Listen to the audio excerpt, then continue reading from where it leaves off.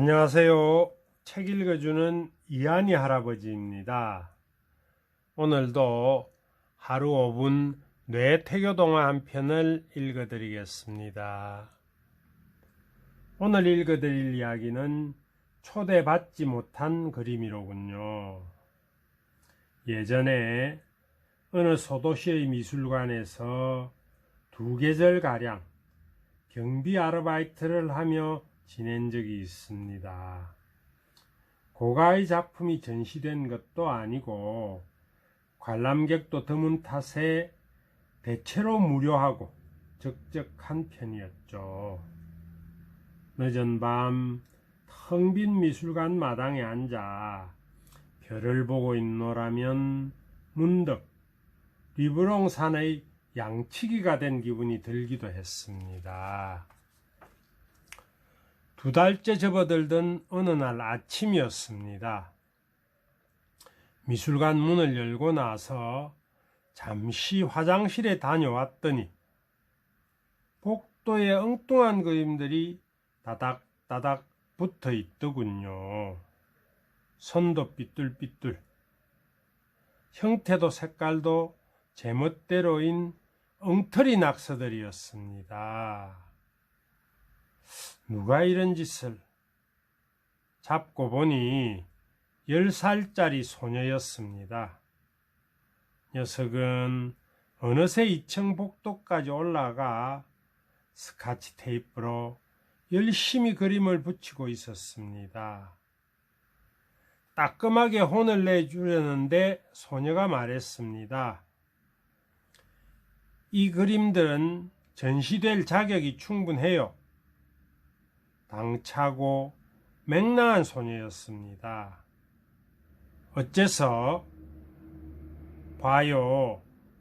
붙여놓으니까 멋지잖아요. 평범한 그림이라도 미술관에 전시되면 그럴싸해 보인다는 얘기였습니다. 나는 엉터리 낙서들을 하나하나 떼어 소녀에게 안겨주고는 머리까지 쓰다듬어 주었습니다. 열심히 그리다 보면 화가가 될 수도 있을 거야. 그때 내 작품을 멋지게 전시하자. 응? 그날의 작은 소동은 이렇게 훈훈하게 끝나는 듯 했습니다.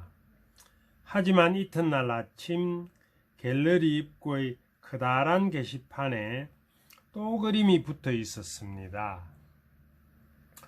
싸구려 스케치북에서 북 뜯어낸 도화지에다 자기 얼굴을 그린답시고 그린 것 같은데 눈, 코, 입이 대칭도 안 맞고 선도 엉망이었습니다. 미술관에 왜 이런 낙서가 붙어 있나? 등 뒤에서 미술관장의 냉랭한 목소리가 들려왔습니다. 애들이 장난친 모양입니다. 따끔하게 혼내겠습니다. 다음 날 아침 갤러리 화장실 벽에 또 그림이 붙어 있었습니다. 이번엔 애완동물을 그린 모양인데 강아지인지 고양이인지 도대체 분간이 안 되는 그림이었습니다. 잡히기만 해봐. 나는 그림을 돌돌 말아 몽둥이처럼 손에 쥐고 건물을 뒤지기 시작했습니다.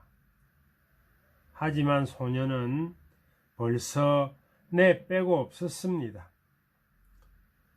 치고 빠지는 게릴라 전술을 구사하며 소녀는 날마다 자기 그림을 제멋대로 전시해 놓고는 유유히 사라졌습니다. 신경이 곤두서기 시작했습니다. 매일 아침 그림을 찾아다니며 떼어내는 것도 일이었습니다. 어느 날 새벽 나는 미술관 담벼락 아래 매복에 있다가 가까스로 녀석을 체포했습니다. 가자. 경찰서 가자. 소녀는 잔뜩 겁에 질려 있었습니다. 눈물이 쏙 빠지도록 혼내는 동안 녀석은 입을 꾹 다문 채 훌쩍거렸습니다. 그래도 잘못했다거나 용서해달라는 말은 끝까지 하지 않았습니다. 나는 떼어낸 그림들을 돌돌 말아 쥐고 머리를 한번 톡 친 다음 소녀를 돌려보냈습니다. 녀석은 내 손에서 그림을 확 낚아채더니 씩씩거리며 미술관을 떠났습니다. 그 뒤로 미술관은 다시 예전처럼 조용해졌습니다. 아침마다 복도나 건물 외벽에 낙서 같은 그림들이 나붙는 일도 더 이상 없었습니다. 하루하루 지날수록 소녀의 표정도 기억에서 점점 사라졌습니다.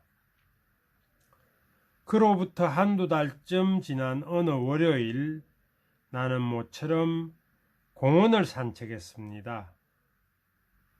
미술관은 월요일마다 휴관인 까닭에 나는 늘 하루 늦은 휴일을 만끽하고 했습니다. 그런데 호숫가 산책로를 걷고 있자니 저 멀리 잔디밭에 소녀의 모습이 보이더군요. 녀석을 보는 순간 그때 혼낸 일이 떠올라 약간 미안했습니다. 나는 근처 매점에서 음료수와 과자를 사들고 다시 잔디밭으로 향했습니다. 그런데 다시 보니 소녀 혼자가 아니었습니다. 구부정한 어깨에 화가처럼 베레모를 쓴 노인이 소녀 곁에 앉아 그림을 그리고 있었습니다. 내 눈길을 사로잡은 것은 노임의 손놀림이었습니다. 가만히 있자. 초록색이 어디 있지? 노인은 왼손으로 물감을 더듬거렸습니다.